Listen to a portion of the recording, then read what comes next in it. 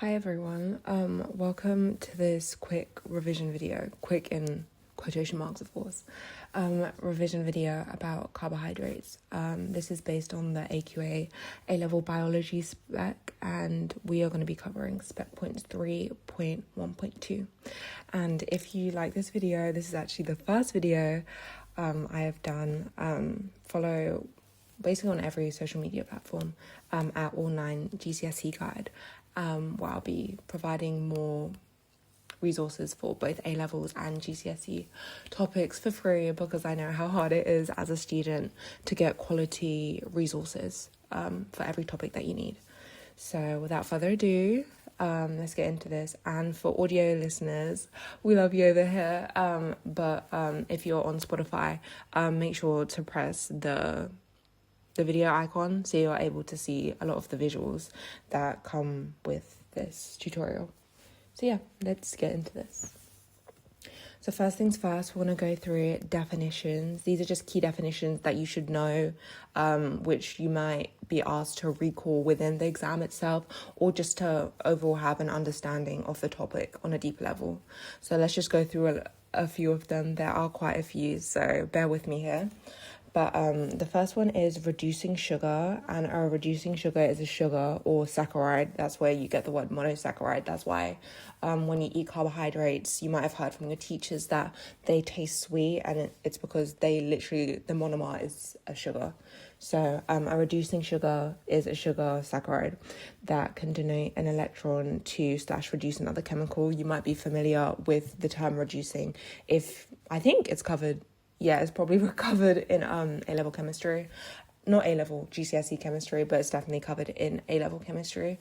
So yeah, it's just donating an electron or reducing another chemical.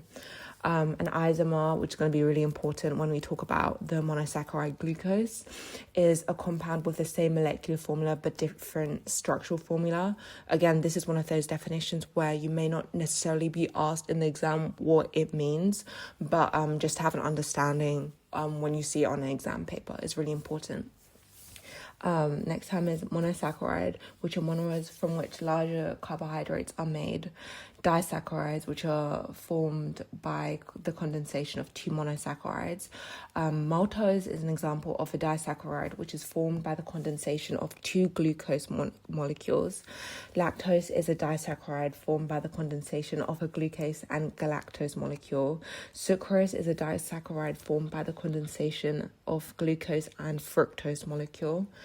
A polysaccharide is formed by the condensation of many monosaccharides. Glycogen is an animal and bacterial polysaccharide formed by the condensation of many alpha glucose molecules, and again this refers back to isomers, which we will be covering. Starch, which is a plant polysaccharide formed by the condensation of many alpha glucose molecules. And finally, cellulose, a plant polysaccharide formed by the condensation of beta glucose molecules. And just to clarify, we will be covering the first topic within the specification about monomers and polymers in another video where I do recap all the biochemical tests, because I think it is quite a short topic, so just to be able to also have that review of its application within all these biological molecules, I think will also be beneficial. So don't worry, I will be talking more about condensation reactions and hydrolysis reactions throughout this video and throughout the whole topic of biological molecules. So let's get on to the next part. So when we're talking about carbohydrates, we have to consider the monomers and the polymers.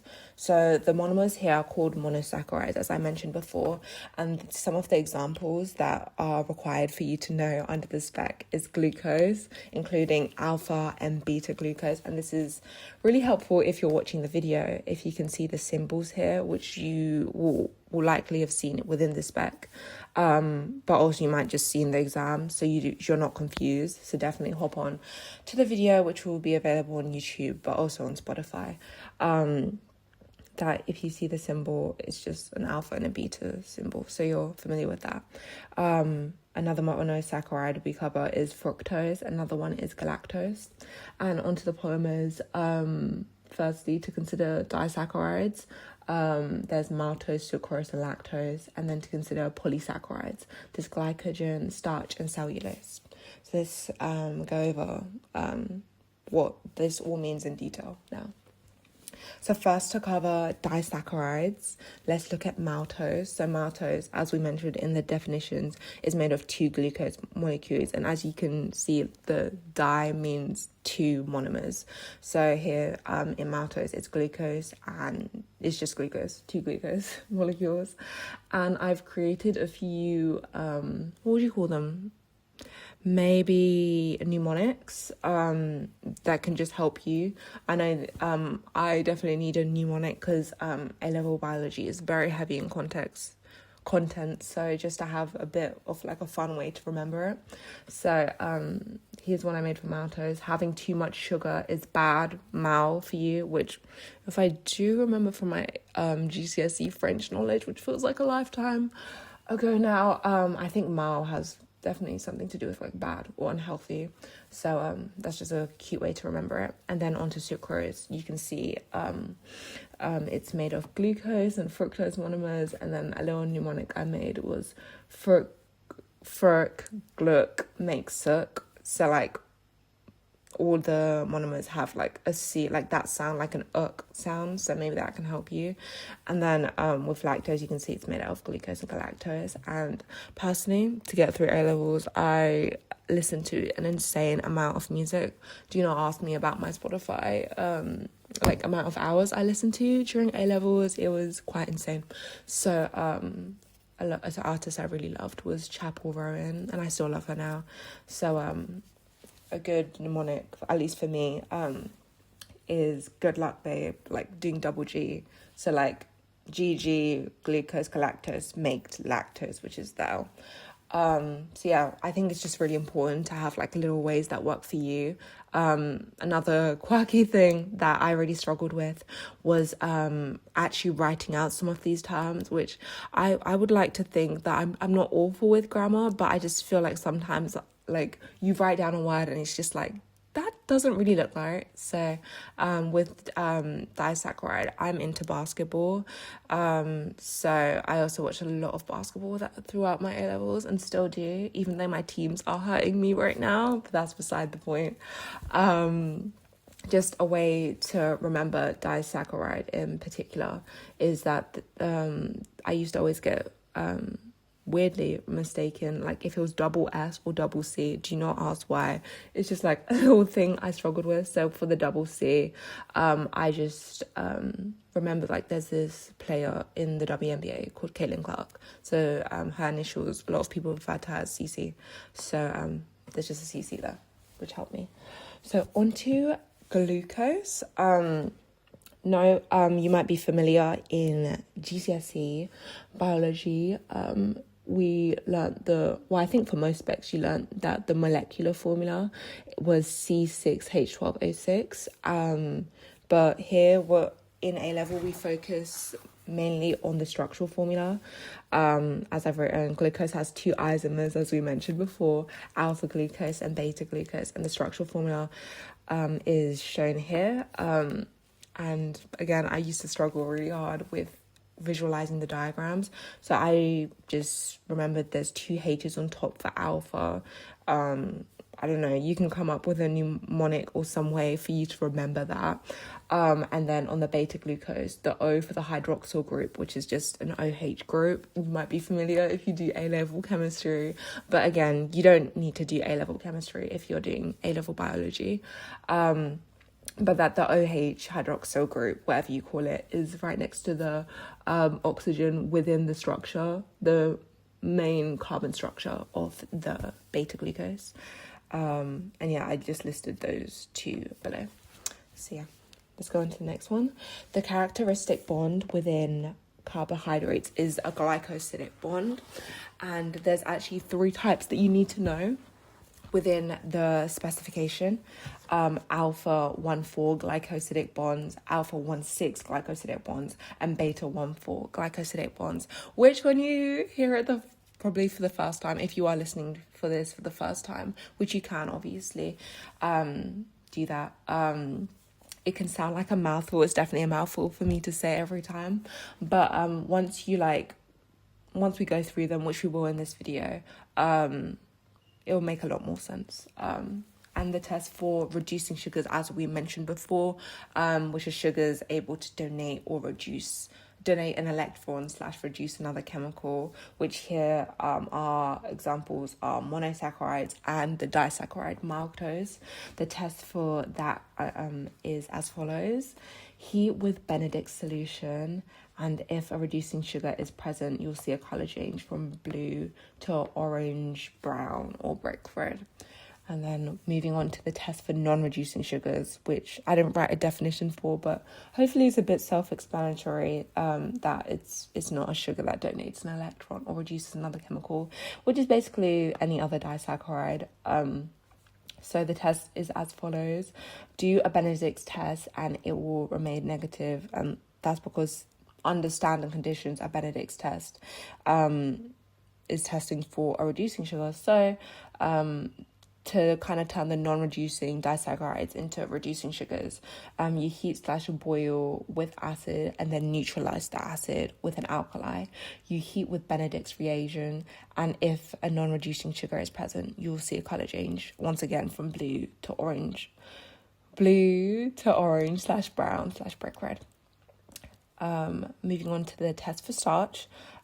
Starch is a polysaccharide, as we mentioned before, and it's unique. It has its own test. So here it's as follows: add iodine / potassium iodide, and if starch is present, you'll see a colour change from yellow to blue-black. Moving on to the next, we are going to now do what I would do like if it was an exam, like kind of like a model answer of how to draw all of these glycosidic bonds. So bear with me if you're watching this video. If you're listening to audio, we're going to skip past this part because you can't see it. But if you want to see it, hop onto YouTube and you'll see the video display of all of this. So yeah, let's get into how to draw an alpha 1,4 glycosidic bond. So first, I'm going to, based on the structures that are listed on the specification of how to draw an alpha bond, I'm going to pick the colour red. I love a red, so let's get started. So I'm going to draw 2 monomers of alpha glucose right now. So, and bear with me with all the lines aren't straight, so make sure in your exams, if you're an A-level chemist, I hate to bring it up again, if you're an A-level chemist, you know they're really strict about this stuff. Make sure your lines are straight, not wonky, and just very clear what's bonding to what. So for example, if you're drawing the hydroxyl group as shown here, make sure it's the O that's next to the bond itself, and not the H. They're really strict with that kind of stuff, at least in chemistry. So I'm sure it would be similar in biology as well. So here's the second glucose.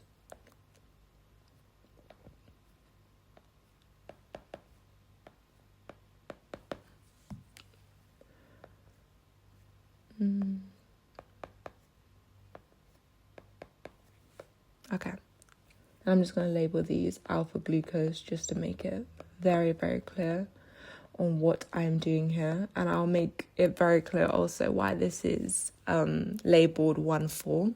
So in a condensation reaction, let me not get the terms confused, there is always a removal of water. So always make sure within whatever your products are, you include a water molecule in it. So here I'm circling the groups from which we obtain this water from. It's one OH group from one alpha glucose and a hydrogen from one of the hydroxyl groups from another glucose molecule. And then as I draw the products, we're just doing a single headed arrow, and then I always add the H2O first, so I never forget. And then now we draw this disaccharide. Okay.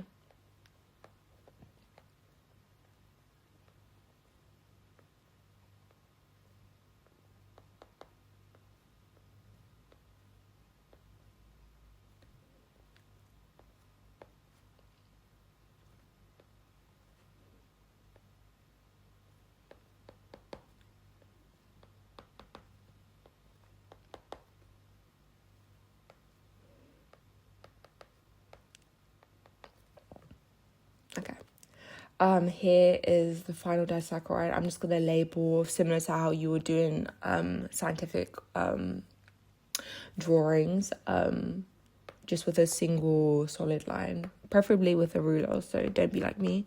Definitely use that ruler.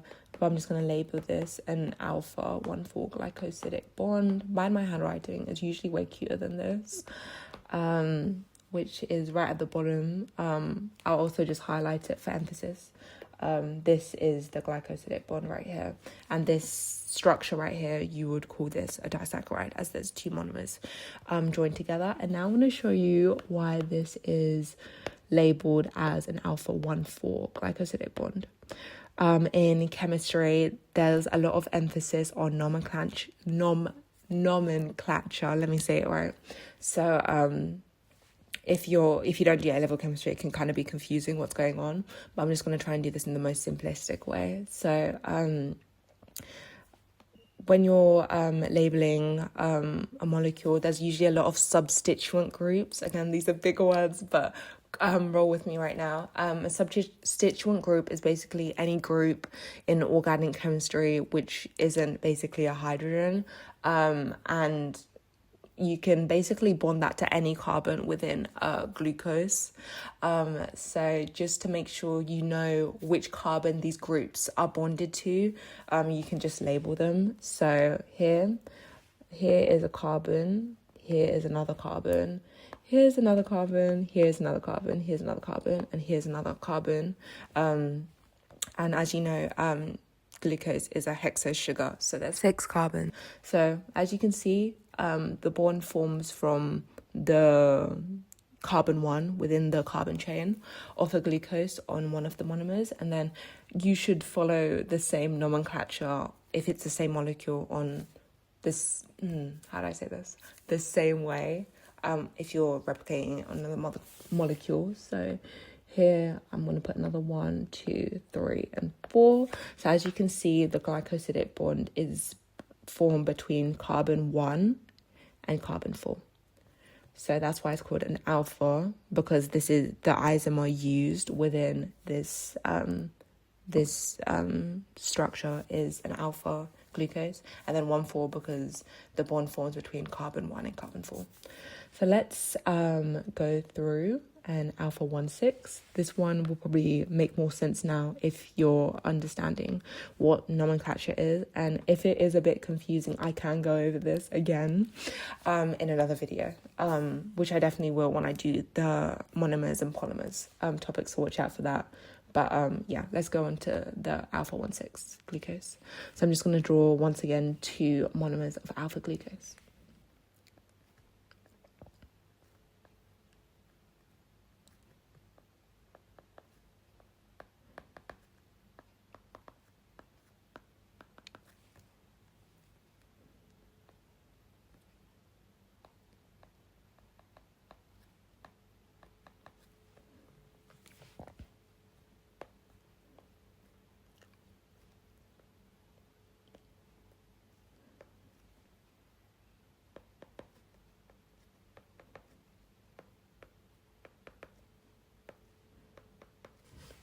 Okay, so as you can see, I've now drawn the 2 alpha glucose monomers, and I am just labeling them now. But as you can see this time, I've drawn them at kind of a diagonal, so it's just more clear.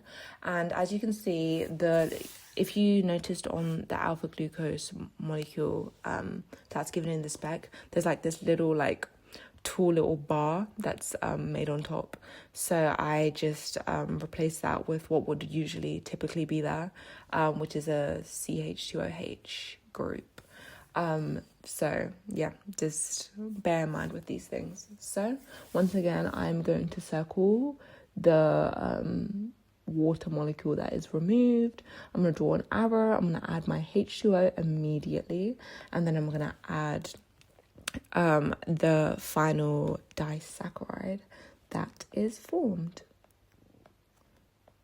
Mind my presentation of this. Once again, when you're in the exam, I'm very sure yours is going to be much neater and much honestly much better than mine. But hopefully it's still effective at showing what I'm trying to show.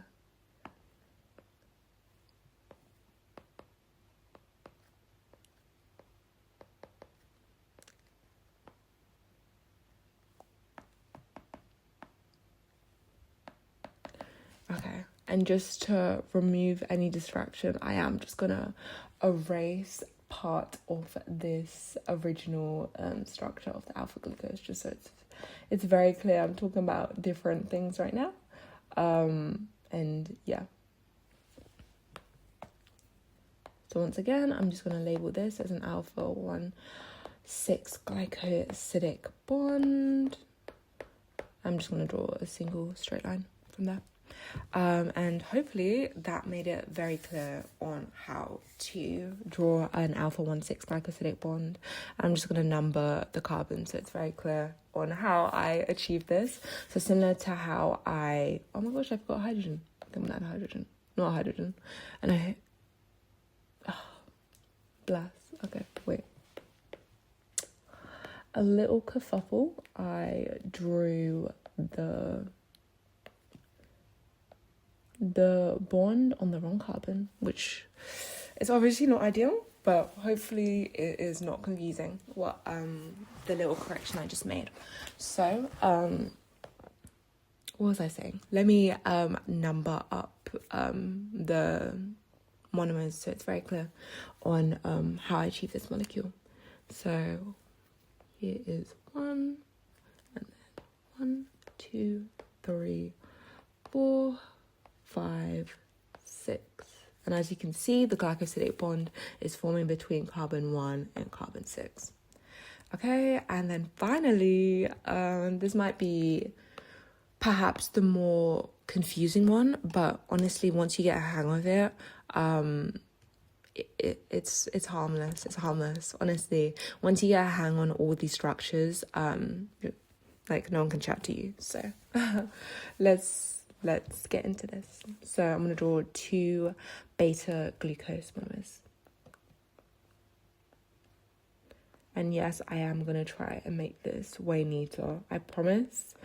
These videos from now on will be way more neat. Yeah, this is a very bad representation of me. But yeah.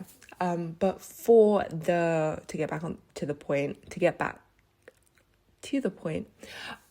for the second beta glucose, you actually have to invert it by 180 degrees. So you basically rotate it. So everything on the top here, let me get my laser pointer out. Everything on the top here will be now on the bottom, and then everything on the bottom here will be now on the top. So just stick with me. I'll try and make this as clear as possible as always. So yeah.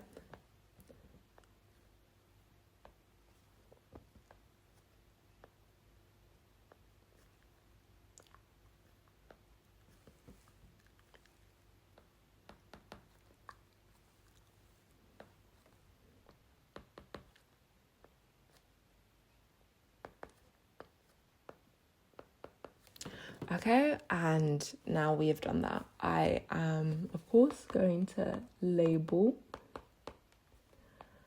each of the glucose molecules, and then I'm going to form a circle around where the water molecule is removed, which is coming from 2 hydroxyl groups.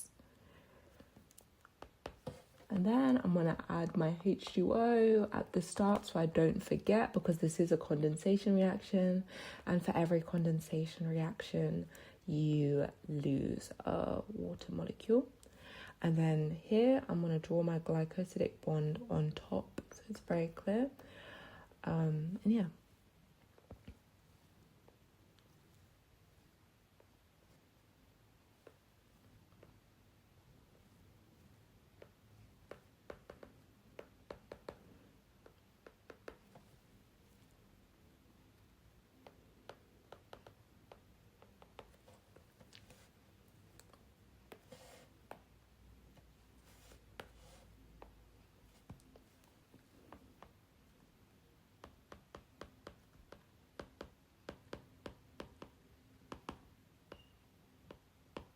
So as you can see, I have now labeled and highlighted the beta 1,4 glycosidic bond.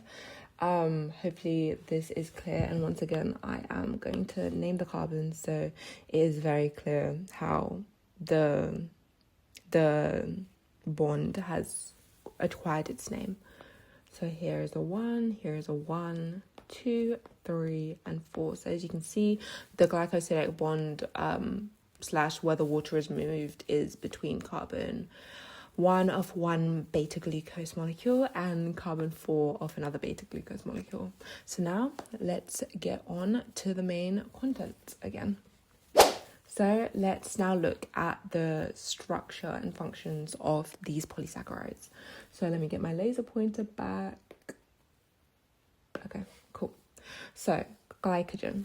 Glycogen is a polymer of glucose, as you may already know, and to be more specific, the monomer from which it is made of is alpha glucose. It is a branch molecule. It is coiled, or you can say it is helical. It only contains one type of molecule. This will become more clear when we look at the structure of starch. It contains alpha 1,4 and alpha 1,6 glycosidic bonds, which we just reviewed if you were watching the video on YouTube. And if you're listening to audio, go hop onto YouTube and you'll see how these structures are formed. But we will also be reviewing them when we go through the monomer and polymers topic. And it is also a large molecule. As you can see, here is a little photo of, diagram of what glycogen appears like. And as you can see, whenever there's a straight chain, there is alpha 1,4 glycosidic bonds. And you can kind of tell because whenever we drew the 1,4 glycosidic bonds, whether it was made out of alpha glucose molecules or beta glucose molecules, it would always form a straight line, whereas the 1,6 alpha glycosidic bonds, we had to do it at kind of a diagonal. But that is beneficial because that creates this kind of branching. As you can see here, I kind of circled them. So whenever you see these branches like here, that's where these alpha 1,6 glycosidic bonds are formed, as I have labeled here. So let's go on to glycogen's function.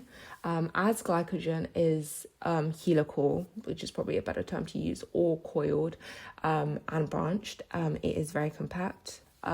It's a polymer of glucose, so it can easily be hydrolyzed. The glycosidic bonds, as we just drew out, they can easily be hydrolyzed, and this enables for a respiratory substrate to be produced for energy release.